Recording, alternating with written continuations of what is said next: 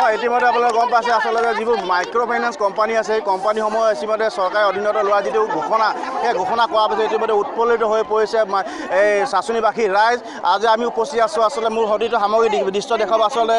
হাজাৰ হাজাৰ মহিলা এনেদৰে ওলাই আহিছে আচলতে সকলো মুখে হাঁহি দেখিবলৈ পাইছে আচলতে ইমান দিনৰ যিটো তেওঁলোকৰ দুশ্চিন্তা আছে চিন্তা দূৰ হ'ল আচলতে চৰকাৰে তেওঁলোকৰ প্ৰতি সহায় জনাই তেওঁলোকৰ যিটো দাবী অতদিনীয়া যিটো দীৰ্ঘদিনীয়া দাবী ইতিমধ্যে সফল হোৱা দেখিবলৈ পোৱা গৈছে মোৰ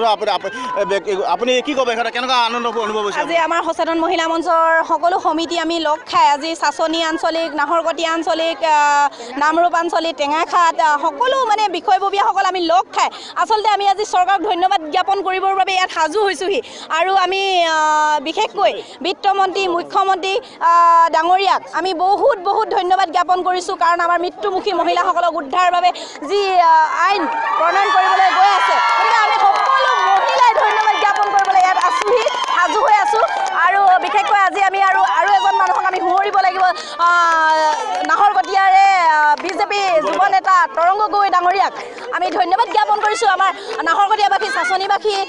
আৰু সকলো মহিলাসকলে যি ডিব্ৰুগড় ডিষ্ট্ৰিক্ট কমিটি আৰু যি ডিষ্ট্ৰিক্ট কমিটিত আমাৰ যি আন্দোলন হৈছিল সকলো মহিলাই ধন্যবাদ জ্ঞাপন কৰিছে এই যিটো ঘোষণা কিমান পৰিয়ালে ইতিমধ্যে সকাহ পাব আমাৰ লাখ পৰিয়ালে আমাৰ সকাহ পাব মৃত্যু মুখৰ দুৱাৰ দলিৰ পৰা ঘূৰি আহিব কাৰণ আমাৰ বাৰী মাটি সকলো শেষ হৈছিল সোণৰ গহনা গামোচা আজি আমি ল'ৰা ছোৱালীক বিক্ৰী কৰিবলৈ যাবলৈ আমাৰ মহিলাসকল ৰাজি আছিল কিডনীক বিক্ৰী কৰিছিল তাৰ কাৰণে সেইকাৰণে আমাৰ মহিলাসকল উদ্ধাৰ পাব এই আইনখনৰ থ্ৰুৰে এটা যিহেতু আনন্দ বতৰ এটা বিহু গাই দিয়ক আপুনি মাছে মাৰিবলৈ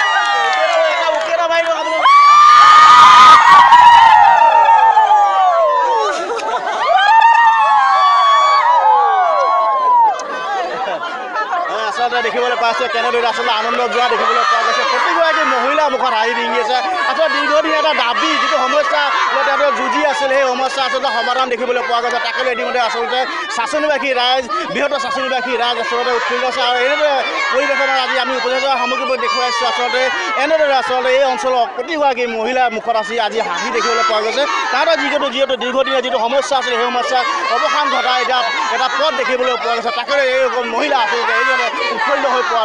পৰিলক্ষিত হৈছে।